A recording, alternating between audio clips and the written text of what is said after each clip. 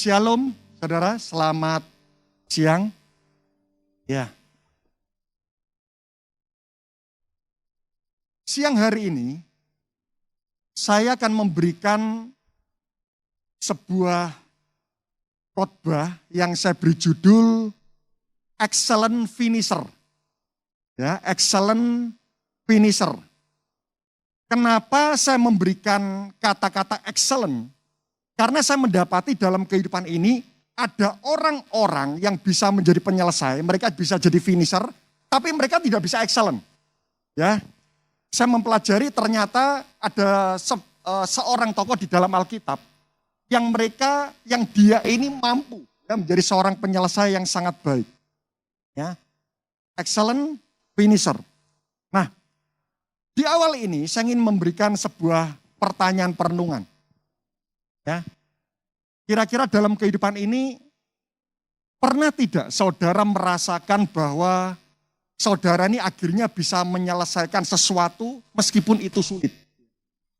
Ya, saudara berjuang, ada sebuah tanggung jawab yang harus saudara kerjakan, yang harus saudara tuntaskan, yang saudara emban. Dan saudara banyak mengalami tantangan-tantangan, tetapi akhirnya saudara berjuang dan saudara bisa menyelesaikannya.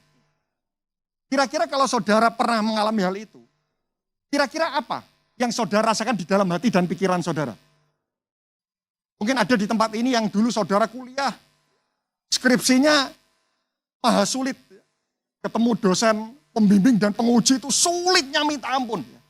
Ya, semua orang menyerah, saudara berjuang betul dan akhirnya saudara berhasil. Kira-kira apa yang Anda rasakan? Atau mungkin ada di tempat ini yang saudara kuliah, karena sebuah keterbatasan dana semuanya. Dan seolah-olah engkau sulit untuk bisa menyelesaikan. Tapi engkau betul-betul berjuang, betul-betul. Dan akhirnya engkau bisa menuntaskannya itu. Atau mungkin dalam sebuah pelayanan. Ya, pelayanan, wah sangat sulit sekali. Sangat berat, itu tidak mudah. Saudara berjuang terus akhirnya saudara bisa menyelesaikan. Itu juga termasuk dalam sebuah pekerjaan. Kira-kira kalau saudara mengalami hal tersebut, apa yang saudara rasakan dalam hati dan pikiran saudara? Pekerjaan juga. Ada target-target. Ini sangat sulit sekali di masa pandemi. Tapi saudara berjuang sungguh-sungguh dan akhirnya saudara berhasil. Apa yang Anda rasakan dalam hati dan pikiran Anda?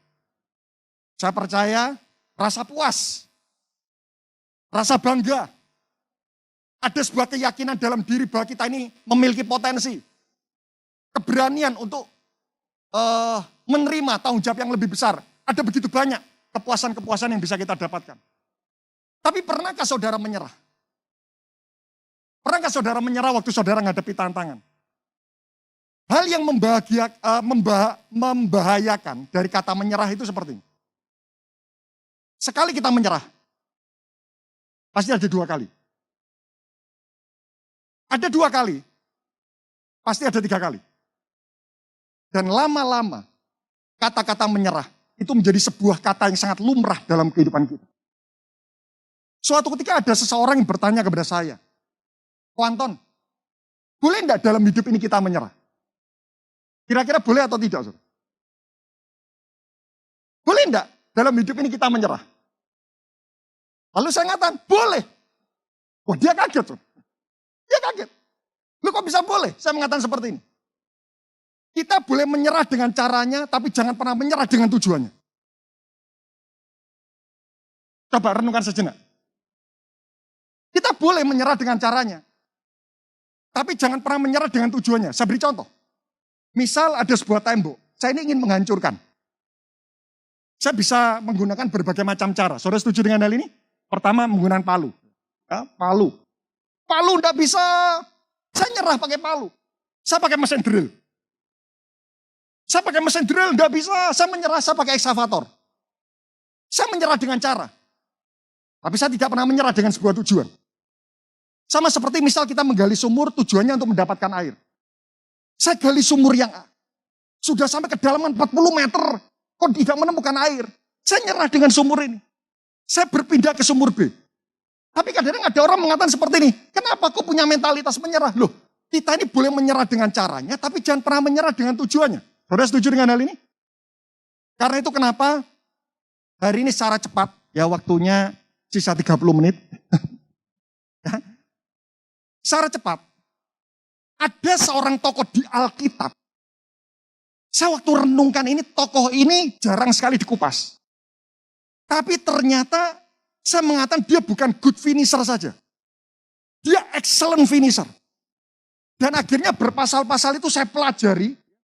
Karena ini adalah tokoh yang jarang sekali dikupas. Karena itu nanti saya akan berikan beberapa latar belakang kisah-kisahnya. Ya.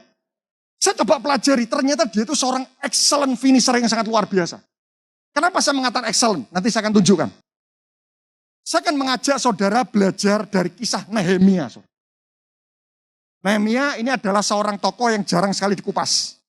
Daud sering, Saulus sering, Daniel sering, Nehemia ini jarang. Saudara pasti tahu perjuangan Nehemia itu adalah membangun tembok Yerusalem. Saya ingin menceritakan tentang latar belakangnya. Suatu ketika Nebukadnezar itu menyerang Yerusalem. Lalu temboknya dihancurkan, pintu-pintu gerbang itu dibakar semuanya. Dan akhirnya kota Yerusalem itu tidak memiliki tembok. Nah, kita sama-sama tahu bahwa pada zaman dulu, setiap kota itu ada tembok perlindungan. Lihat, saudara yang sering lihat film, wah seolah-olah wajahnya tidak pernah lihat film. Cuma ibadah aja gitu. Nah, saudara pasti tahu pada zaman dulu, setiap kota itu ada tembok perlindungan. Kenapa? Karena kalau mereka tidak punya tembok perlindungan, maka musuh mudah menyerang. Jadi agar saudara mudah membayangkan, bayangkan siapa yang di sini pernah tidur di hotel? Pernah semua ya? Pernah tidak? Atau Anda mau tidak tidur di hotel, tapi hotel Anda, kamar Anda itu tidak ada pintunya? Bisa membayangkan? Kenapa saya tidak mau mengangkat contoh sebuah rumah? Rumah itu kiri kanan Anda kenal semuanya. Anda bisa merasa aman. Ya agak tidak aman sih. Tetapi kalau kanan kiri semua kenal, tidak ada pintu. Sekarang kan kalau dulu rumah itu banyak pagarnya apa? Pagarnya tinggi-tinggi ya. Sekarang sudah ada rumah tanpa pagar. Nanti lama-lama ada rumah tanpa pintu. Saya tidak tahu, saudara. Saya tidak tahu. Ya, mungkin karena komplek itu adalah ya seperti komplek Alana. Semua teman, semua seperti itu. Nah, saya tidak tahu. Tetapi saudara coba bayangkan, saudara tinggal dalam sebuah hotel dan hotel itu tidak ada pintunya. Orang yang tidak Anda kenal itu simpang siur di depan Anda. Anda pasti was-was kan? Apalagi kalau Anda sebagai seorang suami, Anda pergi, istri Anda di rumah sendirian. Atau anak Anda di rumah sendirian. Itu was-was, tidak nyaman. Seperti itulah rakyat Yerusalem waktu itu. Mereka ketakutan, bertahun-tahun mereka itu ketakutan. Kenapa? Karena musuh itu bisa mondar-mandir. Dan sewaktu-waktu mereka itu bisa diserang. Sehingga akhirnya ada seorang tokoh namanya Hanani. Dia adalah saudara Nehemia. Dia datang kepada Nehemia. Nehemia, ayo kita bangun tembok buat Yerusalem. Rakyat di sana itu merasa tidak aman. Dan saudara perlu tahu bahwa membangun tembok Yerusalem itu tidak gampang. Ini saya tunjukkan beberapa data agar saudara bisa membayangkan kondisi saat itu dan pergumulan Nehemia. Kok bisa dia berani membangun tembok Yerusalem? Nah, ada beberapa tantangan Nehemia. Tembok Yerusalem yang dibangun oleh Nehemia. Yang pertama ini ya, panjangnya 4 kilometer. Tingginya 12 meter. Bangunan 4 lantai. Tebalnya minta ampun. LCC ini tebal temboknya 15 cm. Tembok Yerusalem 2,5 meter. Bisa bayangkan itu melebihi tinggi saya loh. Tebal temboknya itu melebihi tinggi saya 4 kilometer 12 meter. Saya coba menghitung. Itu volumenya 120.000 meter kubik. Itu 800 kalinya LCC. Saudara bisa bayangkan itu? Membangun LCC butuh waktu 5 tahun. Saudara. 5 tahun aja ini masih belum selesai. Itu 800 kalinya LCC. Dan permasalahannya seperti ini. Musuh Yerusalem waktu itu, dia senang Yerusalem tidak punya tembok. Sehingga pada waktu tembok Yerusalem mau dibangun, musuh-musuhnya Yerusalem itu ingin menyerang. Jadi bisa bayangkan, para tukang yang membangun LCC ini, sudah membangun LCC ini susah, sama warga sekitar dilempari batu. Saudara bisa bayangkan sulitnya? Dan para tukang-tukang yang mengerjakan ini semuanya volunteer. Saudara bisa bayangkan saudara lagi plester dilempar batu. Cari pekerjaannya sulit. 4 kilometer lagi. Karena itu kenapa kalau saudara membaca kisah itu ngeri. Orang, para tukang yang membangun tembok Yerusalem, satu tangan bekerja, satu tangan itu pegang senjata. Jadi tangan kanan pedang, tangan kiri bekerja. Atau kalau memang mereka terpaksa mengangkat sebuah batu atau apa, itu pedangnya itu ada di pinggang. Sewaktu-waktu kalau musuh menyerang, ditaruh semua bahan bangunan dan mereka berperang. Saudara bisa bayangkan itu? Dan mereka tidak dibayar semuanya, mereka volunteer. Dan permasalahannya lagi, semuanya ini bukan untuk diri sendiri. Loh, kalau ini semua untuk diri sendiri, masuk akal. Saudara. Ini semua bukan untuk Nehemia. Saudara, jadi bisa bayangkan ya, pergumulan Nehemia.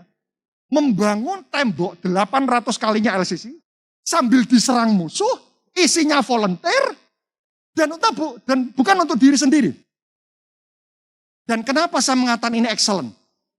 Selesainya, waktu menyelesaikannya, 52 hari. Jadi saya bayangkan ini 1 hari, itu sama dengan 15 LCC terbangun. Saya menggunakan LCC terus, biar saudara mudah membayangkan. 1 hari 15 LCC. Nah, saya mempelajari. Mungkin ada di antara Anda, saya tidak tahu pergumulan Anda itu apakah seberat Nehemia. Sehingga akhirnya saya mempelajari. Ternyata Nehemia itu memiliki 5 mentalitas. Saya mempelajari mental apa yang dimiliki oleh Nehemia. Sampai dia bisa menyelesaikan pekerjaan sesulit itu. 52 hari. Saya berdoa, saya berharap mentalitas ini betul-betul kita bangun dalam kehidupan. Yang pertama. Ini saya tunjukkan secara cepat, tidak perlu ditayangkan di PowerPoint, LCD. Nehemia pasal 3. Kenapa kemarin saya tidak berikan? Karena ini saya skimming aja. Nehemia pasal 3. Saudara bisa lihat mulai Nehemia pasal 3, nanti saya baca beberapa kata di ayat kedua, ketiga, keempat, kelima, dan saudara bisa menyimpulkan. Nehemia 3 ayat yang kedua. Berdekatan dengan mereka, orang-orang Yeriko membangun. Ayat yang ketiga. Pintu gerbang ikan dibangun oleh Bani Sena. Ayat yang keempat. Berdekatan dengan mereka, Meremot bin Uria bin Hakos mengadakan perbaikan. Ayat yang kelima, dan berdekatan dengan dia orang-orang Tekoa. Ayat yang keenam, pintu gerbang lama diperbaiki oleh Yoyada. Ayat yang ketujuh, berdekatan dengan mereka, Melaka, orang Gibeon, bla bla bla bla bla. Kalau saudara membaca, mulai ayat 1 sampai ayat 32, semua orang digerakkan. Karena itu kenapa yang pertama, mentalitas pertama. Yang harus dimiliki oleh seorang excellent finisher itu adalah seperti ini. Mentalitas membangun tim. Nehemia waktu dia menerima pekerjaan Tuhan yang besar, langsung sensitivitasnya itu adalah membangun tim. Percayalah bahwa pola kerja Allah itu adalah tim. Yang setuju sama-sama kata amin. Pola kerja Allah itu selalu tim. Allah kita luar biasa, tapi dia tidak pernah bekerja sendirian. Karena itu kenapa pada waktu Yesus waktu di muka bumi, dia sebelum memulai pelayanan, dia membangun 12 rasul. Dia menyiapkan tim. Presiden Jokowi hebat. Tapi yang membuat kepemimpinannya hebat, itu adalah dia punya barisan menteri yang kuat. Apakah saudara setuju dengan hal ini? Iya. Karena itu kenapa kalau ini adalah pola kerja Allah, maka dalam lini apapun, saudara menghadapi tantangan, milikilah mentalitas membangun tim. Saya beri contoh, saudara yang sekolah. Saya waktu merenungkan hal ini, tanpa saya sadari, saya berterima kasih buat orang tua saya. Karena tanpa disadari, dalam ketidaktahuan, ternyata orang tua saya ini sudah menanamkan tentang mentalitas membangun tim, itu mulai saya SD. SD kelas 1, saya ini hampir tidak naik. Saya hampir tidak naik. Kenapa? Karena saya senang ngomong. Apakah saudara percaya hal itu? Percaya ya. Nah, saya senang. Saya tidur aja ngomong, apalagi bangun gitu kan. Ya, jadi pada zaman dulu itu kan rata-rata rapot ya. Rata-rata saya itu sekitar 5,7. Saya harusnya ini tidak naik. Tapi akhirnya saya dinaikkan karena dikatrol. Ya, karena saya senang ngomong, guru ngomong, saya ngomong, guru berhenti, saya tetap ngomong. Jadi hampir rutin, saya ini dihukum di setrap, itu apa ya? Dihukum di depan kelas.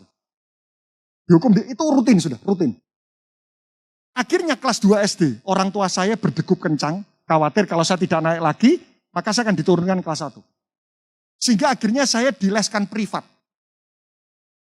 Tapi les privat saya, itu ada 1 orang juga. Berarti kami 2 orang, les privat. Dan itu sekitar seminggu, kalau tidak salah itu 3 kali. Kelas 2 SD, sudah les privat. Tapi sama 1 orang nih. Ya. Dan tanpa disadari, akhirnya kalau ada apa-apa, kami ini belajar bersama. SMP, itu langsung muncul aja. Langsung cari 2 orang yang memang rajin-rajin dan pintar-pintar, langsung kami bersahabat. Jadi setiap kali ujian, kan bekerja sama saya. Wajah saudara, kelihatannya boleh ya, boleh. Bukan, tapi kami belajar bersama. Kalau tidak ngerti, kami saling tanya. SMA saya di St. Louis.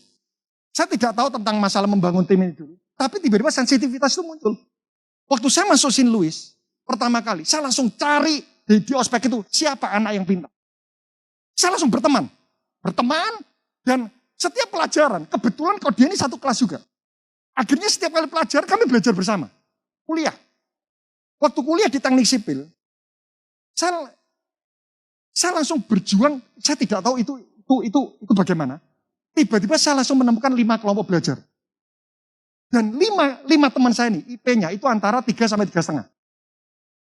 Karena katanya IP kita lulusnya berapa, itu tergantung 5 teman terdekat kita. Hah? Jadi kalau IP-nya 1, ya itulah rata-rata kita. Gitu. Nah, sehingga akhirnya kami berenam, itu kuliah di teknik sipil, tidak pernah ada 1 mata kuliah pun tertinggal. Kenapa? Selalu barengan.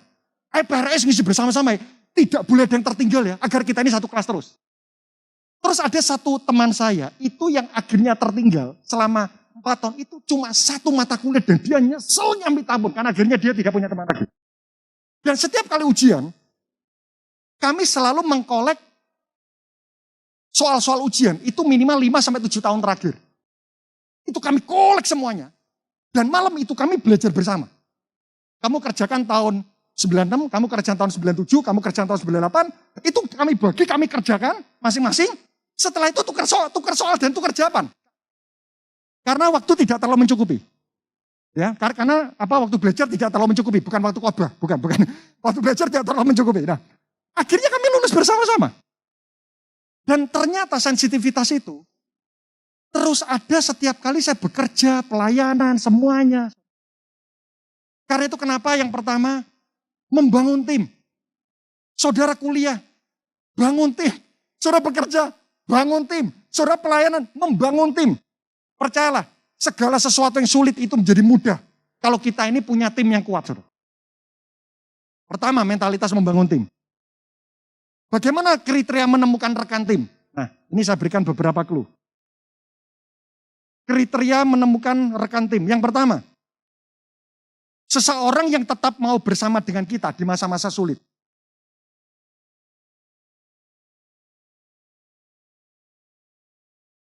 Seseorang yang tetap mau bersama-sama dengan kita, itu di masa sulit. Yang kedua, seseorang yang selalu siap menyelesaikan konflik di saat perjalanan menuju kepada visi. Ya, jadi cari rekan yang dia ini selalu siap menyelesaikan konflik.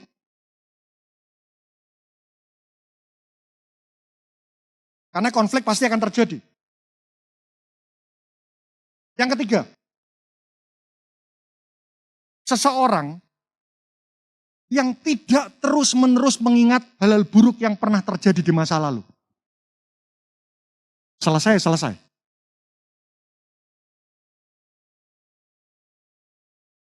Kriteria yang keempat,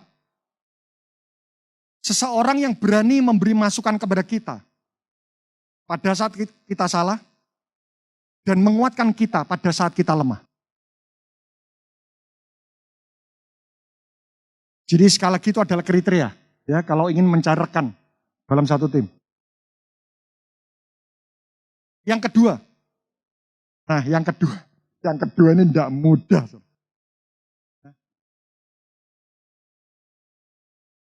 Pada saat Nehemia membangun tembok, dia ini berhadapan musuh dari luar dan musuh dari dalam. Dan saya renungkan dalam kehidupan ini, saudara bekerja, saudara melayani, ya, selalu saudara kan berhadapan musuh dari luar dan musuh dari dalam. Ya, saya sebut istilahnya kadang-kadang kita ini berhadapan dengan virus dan tumor. Virusnya ada, tumornya ada. Nehemia itu juga punya musuh dari luar. Tentara Samaria, orang Amon, orang Arab, orang Asdod. Ya tidak perlu ditulis karena tidak mungkin muncul di ujian. Ya. Itu semua selalu membuat kekacauan di areal pembangunan. Karena mereka ini seringkali sudah menjarah Yerusalem. Sehingga mereka tidak suka kalau ini ada temboknya. Tapi ternyata ada musuh dari dalam. Mari kita lihat, Nehemia pasal 5, ayat yang pertama. Ya. Ayat yang pertama, ini musuh dari dalam. Maka terdengarlah keluhan yang keras dari rakyat. Dan juga dari pihak para istri terhadap sesama orang Yahudi. Ada yang berteriak, ayat yang kedua. Anak laki-laki dan anak perempuan kami banyak. Dan kami harus mendapat gandum, supaya kami dapat makan dan hidup. Ayat yang ketiga, dan ada yang berteriak lagi. Ladang dan kebun anggur dan rumah kami. Dan rumah kami gadaikan untuk mendapat gandum pada waktu kelaparan. 4, juga ada yang berteriak. Kami harus meminjam uang untuk membayar pajak yang dikenakan raja atas ladang dan kebun anggur kami. 5. Sekarang, walaupun kami ini saudara daging dengan saudara-saudara sebangsa kami. Dan anak-anak kami sama dengan anak-anak mereka. Namun kami terpaksa membiarkan anak-anak laki-laki dan anak perempuan kami menjadi budak. Dan sudah beberapa anak perempuan kami harus membiarkan diri dimiliki orang. Kami tidak dapat berbuat apa-apa. Karena ladang dan kebun anggur kami sudah di tangan orang lain. Nah, maksudnya seperti ini. Pada saat Nehemia itu sibuk membangun moral orang-orang yang membangun tembok Yerusalem. Ternyata ada musuh dari dalam. Siapa itu musuh dari dalam? Pengusaha-pengusaha kaya yang meminjamkan uang dengan riba besar. Sehingga orang-orang ini pada waktu mereka kesulitan makan, mereka menggadaikan ladang. Ladang sudah digadaikan, mereka masih kelaparan. Dan akhirnya mereka terpaksa menjual anaknya untuk menjadi budak. Nehemia mengatakan, aku saja itu membeli budak-budak orang Yerusalem yang dijual ke bangsa lain. Tapi kamu orang Yerusalem sendiri menggunakan rekan-rekan bangsamu menjadi budak dijual bangsa lain dan agar dibeli oleh kami. Wah, Nehemia marah sekali, saudara. Musuh dari dalam itu orang-orang yang jadi perongrong. Itu selalu ada, saudara. Kita mengerjakan sungguh-sungguh, lalu ada saja orang-orang di dalam itu merongrong, tidak mendukung dan sebagainya. Lalu apa yang dilakukan oleh Nehemia? Ayat yang ke-6, ini penting. Pemimpin harus berani melakukan ini. Kalau saudara memimpin sesuatu, terus ada orang-orang ini yang, aduh, itu bisa dikatakan itu adalah tumor-tumor. Perongrong semuanya, ini pengusaha-pengusaha kaya ini kalau di Nehemia, di sini enggak, pengusaha kayanya semuanya cinta Tuhan. Gak ada amin, ya sudah. Ya. Ayat yang ke-6, lihat apa yang dilakukan Nehemia. Maka, garis bawahi kata-kata ini. Sangat marahlah aku ketika aku dengar keluhan mereka dan berita-berita ini. Saya menemukan ada banyak pemimpin yang katakan seperti itu. Maka, pura-pura tidak tahu aku. Jadi sudah tahu ada yang salah. Telkomsel terlambat terus rutin. Sungkan negur. Maka pura-pura tidak tahulah. Nehemia ngelihat, aku sibuk membangun moral. Engkau sibuk meruntuhkan moral. Nehemia sangat marahlah aku. Dan akhirnya, saudara nanti baca ya, ayat 6 sampai 12, kan tidak bisa mengupas semuanya. Nehemia marah, dan Nehemia langsung menginstruksikan. Kembalikan semua ladang mereka. Tebus semuanya. Anak-anak yang kau jual sebagai budak. Dan akhirnya pengusaha-pengusaha kaya itu semuanya bertobat. Mentalitas yang kedua. Mentalitas tanpa kompromi. Kadang-kadang kita ini pura-pura tidak tahu. Ada orang yang sudah di dalam, dia salah. Tapi sungkan negur, ini masalah. Kalau kita tidak berani menegur orang yang bersalah, 3 hal yang akan terjadi. Bisa merusak karakter orang baik. Saudara setuju dengan hal ini? Orang salah tidak ditegur, orang baik akan rusak karakternya. Kita punya 2 anak, sudah diberitahu. Kalau pulang, jangan malam-malam. Tapi yang satu pulang jam 12 malam dan kita biarkan. Maka anak yang satu, yang karakternya baik, akan terkamiri juga. Jadi kalau kita tidak berani menegur, memberi masukan, orang bersalah itu sama dengan merusak karakter orang baik. Yang kedua, yang dampak yang terjadi, kalau kita tidak berani menegur orang bersalah, itu sama dengan kita tidak mengasihi orang tersebut. Amsal 27 ayat yang ke-6.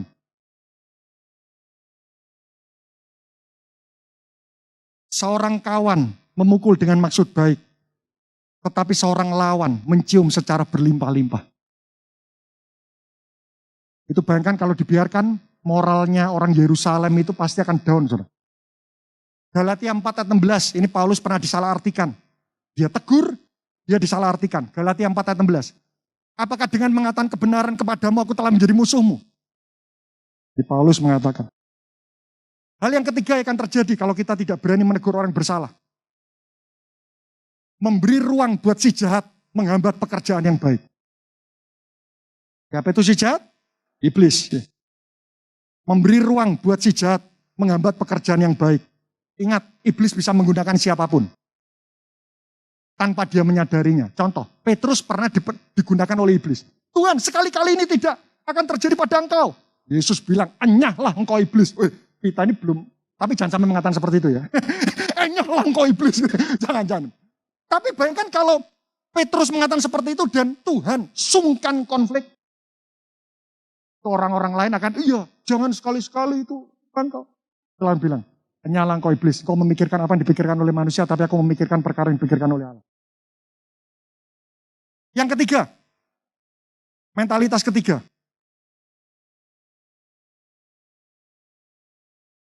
Nehemia 5 ayat 14.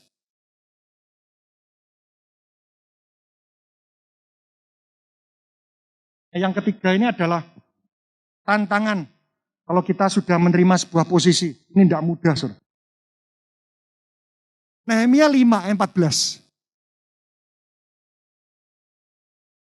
Pula sejak aku diangkat sebagai bupati di tanah Yehuda, yakni dari tahun ke-20 sampai tahun ke-32, pemerintahan Artahsasta.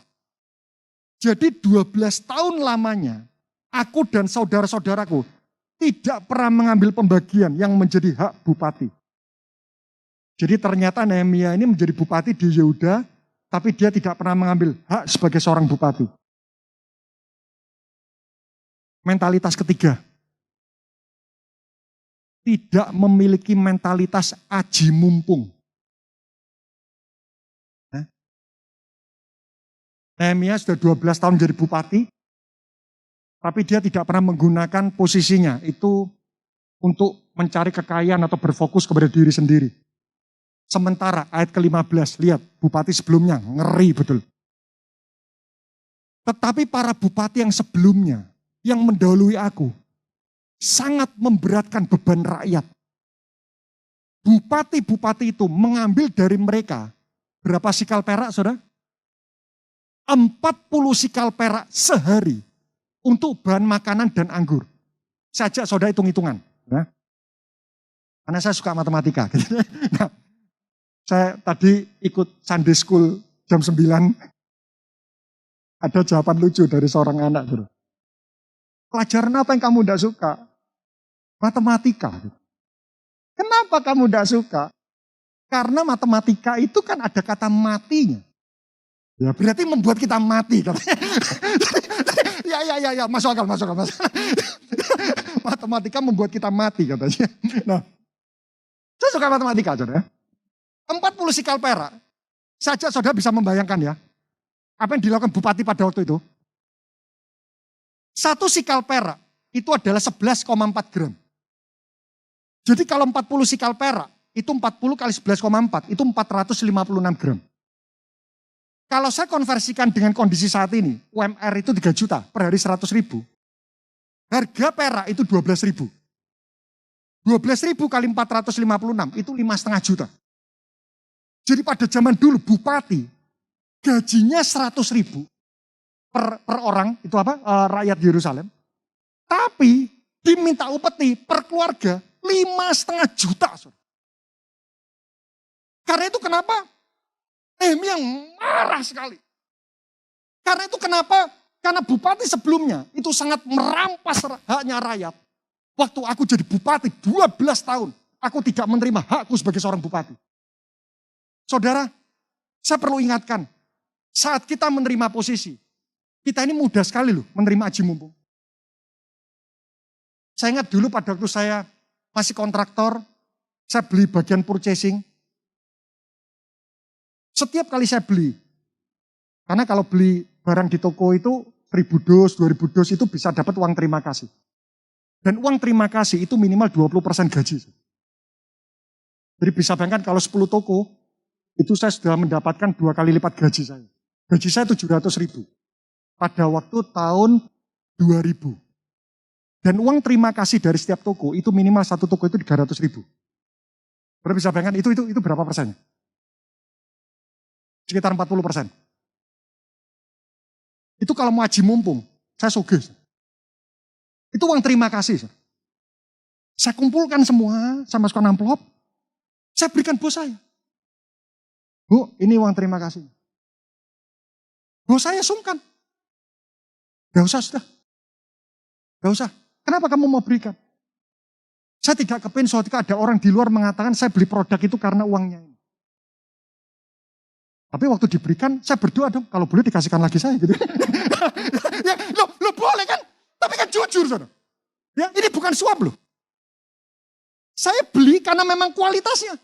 Tapi selalu itu. Saya tidak tahu nomor rekening saya, itu bisa diketahui oleh toko-toko. Dan saya ini kan tahu dulu gaji saya berapa. Jadi kalau sudah ada transferan lain, ini pasti dari toko. Itu saya kumpulkan. Saya berikan kepada bos saya. Loh, bos saya kan malu terima uang dari saya. Terus bilang, ambil aja. Puji Tuhan. Tapi setelah itu, saya bersih, saudara. Itu kalau mau aji mumpung, ayo coba, saudara bekerja apapun, kalau mau punya mentalitas aji mumpung, lo pendeta aja, saudara, pendeta, saudara. Ya. Beberapa kali waktu, saya yakin Ko Budi pasti juga pernah.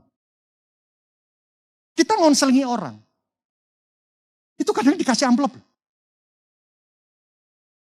Ya, saya beritahu. Wajahnya tegang gitu. Nah, itu kadang ngonselingi. Nah, untung selama ini kami dilatih. Lu orang punya masalah, konseling, masih diterima. Masa engkau tega sih? Tapi ini sudah menjadi bahasa yang lumrah. Kita para pemimpin kita yang bapak rohani. Kita bisa pilih anak rohani itu pilih-pilih loh, tanpa kita sadari. Aji mumpung. Hati-hati, saudara. Wah, saudara nanti baca yang dilakukan oleh Nehemia. Baca 16 sampai 18. Saudara bisa baca yang dilakukan Nehemia. Tidak memiliki mentalitas aji mumpung, tapi mentalitas berkorban. Apa korban Nehemia? Nehemia itu setiap hari menjamu 150 orang. Setiap hari. Dan itu diambilkan dari kantongnya semuanya. Karena itu kenapa Nehemia ini dipakai Tuhan luar biasa. Saudara, saat mentalitas aji mumpung itu terjadi, saat kita punya mentalitas aji mumpung, 2 hal yang otomatis akan terjadi dalam hidup kita. Pertama, kita tidak akan pernah memikirkan orang yang kita pimpin. Kan aji mumpung itu kan egois, setuju? Aji mumpung itu kan cari keuntungan buat diri sendiri. Otomatis memikirkan orang lain itu pasti akan pergi. Karena itu kenapa bupati-bupati sana waktu kaya, mereka tidak memikirkan nasib rakyat, di mana mereka rakyatnya itu merasa tidak aman, itu tidak peduli. Kenapa? Aji mumpung. Yang kedua, kalau mentalitas aji mumpung itu terjadi, Tuhan tidak ingin membuat hidup kita berhasil. Lu belum berhasil aja aji mumpung, apalagi hidup kita berhasil. Yang keempat, saudara tulis saja ya, karena terbatasnya waktu. Ayatnya Nehemia pasal 6 ayat 1 sampai 4. Mentalitas tidak mudah menyerah. Saudara baca di ayat 1 sampai 4. Wow, itu tantangan-tantangan, semua keluar semuanya. Ada poin yang terlewat. Nehemia 5 ayat 15. Saya coba mencari. Nehemia menolak upah sebagai seorang bupati. Apakah dia tidak suka uang? Apakah dia ini tidak butuh uang? Ternyata ini kuncinya, ini kuncinya, ini kuncinya. Lihat ayat yang terakhir. Kalimat yang terakhir. Tetapi aku tidak berbuat demikian karena takut akan Allah. Bukan Nehemia tidak butuh uang. Bukan Nehemia tidak suka uang. Tapi Nehemia tidak mau melakukan hal itu karena dia takut akan Allah. Mentalitas yang keempat, mentalitas tidak mudah menyerah. Apa yang membuat Nehemia itu tidak mudah menyerah? Karena fokusnya bukan pada masalah, tapi pada keyakinan bahwa pekerjaan ini berasal dari Allah. Apa yang membuat Nehemia tidak mudah menyerah? Karena dia bukan fokus pada masalah, tapi pada keyakinan bahwa hal ini adalah pekerjaan besar dari Allah. Yang kelima, yang terakhir. Nanti saudara baca Nehemia pasal 6 ayat 5 sampai 9. Ini penting. Mentalitas. Maaf, pelan-pelan. Ini saya ngomongnya pelan-pelan biar kita tidak tersinggung ya. Mentalitas masa bodoh terhadap berita-berita yang melemahkan iman. Wow, kalau saudara baca ini ya, tidak mungkin kamu bisa melakukan itu, tidak mungkin. Nehemia dikatakan, aku masa bodoh terhadap berita-berita yang melemahkan iman. Mungkin fitnah dari orang lain, mungkin itu asumsi buruk. 5 mentalitas itu, saudara. Dan akhirnya ayat yang ke-15. Nehemia 6 ayat 15. Lihat yang menggembirakan. Nehemia 6 ayat 15. Maka selesailah tembok itu pada tanggal 25 bulan Elul. Dalam waktu 52 hari. Ayat 16 ini yang menggembirakan. Ketika semua musuh kami mendengar hal itu. Takutlah semua bangsa sekeliling kami. Mereka sangat kehilangan muka dan menjadi sadar bahwa pekerjaan itu dilaksanakan dengan bantuan Allah kami. Wow. Nehemia itu tidak cerita-cerita, ini Allah yang nyuruh. Fokus. Dan akhirnya musuh-musuhnya teman, tidak mungkin 52 hari. Mereka semua akhirnya diam. Dan mereka meyakini bahwa pekerjaan itu bisa selesai karena bantuan Allahnya orang itu. Mari kita berdoa.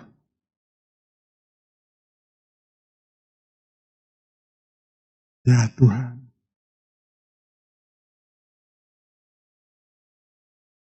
Kami berterima kasih buat firman yang memperlengkapi kami dalam kehidupan ini agar kami dapat menjadi seorang penyelesai yang excellent. Dalam kehidupan kami yakin dan sadar setiap dari kami ini punya tembok-tembok Yerusalem yang harus kami kerjakan.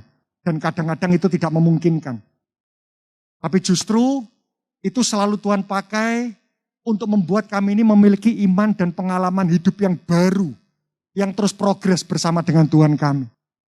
Kami berdoa dari tokoh Nehemia yang kami pelajari hari ini.